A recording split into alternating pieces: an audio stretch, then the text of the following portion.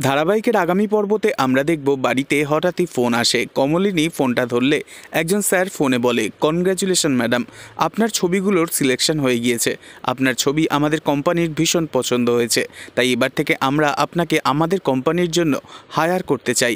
আপনাকে আমাদের কোম্পানিতে আসতে হবে। একথা শুনে কমলিনী তো অবাক হয়ে যায়। কমলিনী ভাবতে থাকে, আজ এই সবটাই সম্ভব হয়েছে শুধুমাত্র নতুন ঠাকুরপোর জন্যই।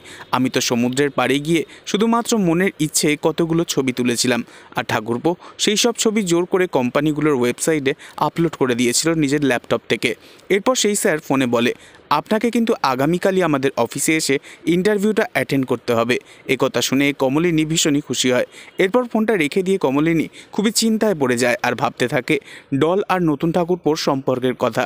আর এও ভাবতে থাকে নতুন ঠাকুরপোকে এই ব্যাপারটা জানালে হয়তো ভীষণই খুশি হবে, কিন্তু বৌদি, ডল ওরা কি সোজাসুজি মেনে নেবে সবটা? এরপরই দেখা যায় মিঠি, বাবিন সবাই মিলে জানতে চায়, কি হয়েছে, তুমি এরমভাবে হঠাৎ আপসেট হয়ে গেলে কেন?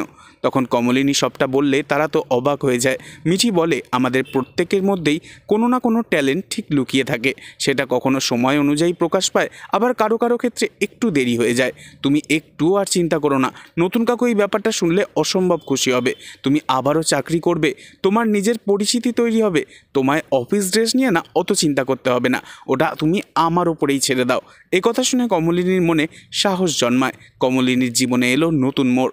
তবে কি এবার কমলিনীর উন্নতি দেখে নিজেদেরকে সামলাতে পারবে না ডল আর ডলের দিদি? নাকি নতুন কাকু এবার আবারও সাহায্যের হাত বাড়িয়ে দেবে ঠিক কমলিনীর দিকে?